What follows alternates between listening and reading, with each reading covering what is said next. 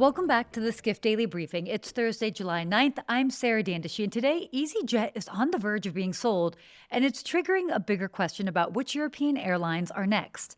Air Canada just named a new CEO, and the French language controversy behind it is a fascinating story, and why the West ended up with two half apps instead of one super app. Let's go ahead and get into it. So first up, EasyJet's board just agreed in principle to a $7 billion takeover by U.S. investment firm Castle Lake. Nothing is final. Castle Lake has until August 3rd to commit, and it still needs shareholder and regulatory approval, but it got further than any previous suitor, and it's putting Europe's remaining independent airlines on notice.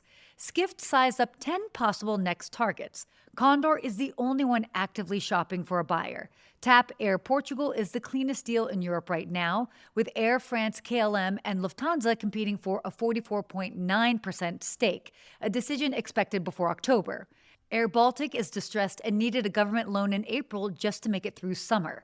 Jet2 and Aegean are either well-defended or actively acquiring others themselves. The takeaway: EU ownership rules, government stakes, and fragmented markets have slowed European airline consolidation for decades. But rising fuel costs, aircraft delivery delays, and the dominance of Ryanair and the big legacy groups are squeezing independence.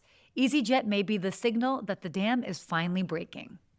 Next up, Air Canada has a new CEO. Anko van der Werf, currently leading SAS, will take over from Michael Rousseau by end of January 2027. Now, the backstory matters here. Rousseau spent more than a decade in Montreal without learning French. And that became a real crisis in March when two Air Canada pilots were killed in a LaGuardia collision, and Rousseau released an English-only video statement. Now, Quebec officials and Canada's Prime Minister publicly condemned it. The board had already been running a quiet succession search, and the moment sealed it. Van der Werf speaks Dutch, English, French, Spanish, Italian, and Swedish. Air Canada made sure to highlight that in the announcement and released his introduction video in both official languages. But the lesson is blunt. In Canada, language is a soft cultural issue. It's a hard operational requirement, and the outgoing CEO learned that the hard way.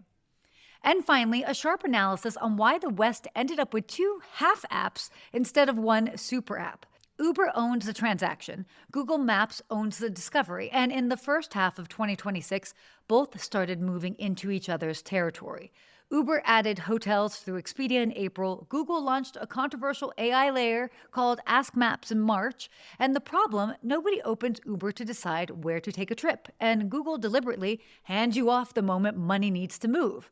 Asia's super apps, WeChat, Grab, and Meituan, work because they own both halves, built on payment systems that never existed in the West because credit cards already filled that role. Now, the question worth watching: does Ask Maps start completing transactions? Do Uber hotel bookings generate real repeat purchases? Whichever happens first tells you which model the Western super app, if one ever exists, gets built on. Well, that's it for your Skift Daily Briefing. For more industry news, head to skift.com and subscribe at skift.com/daily. Thanks so much for listening.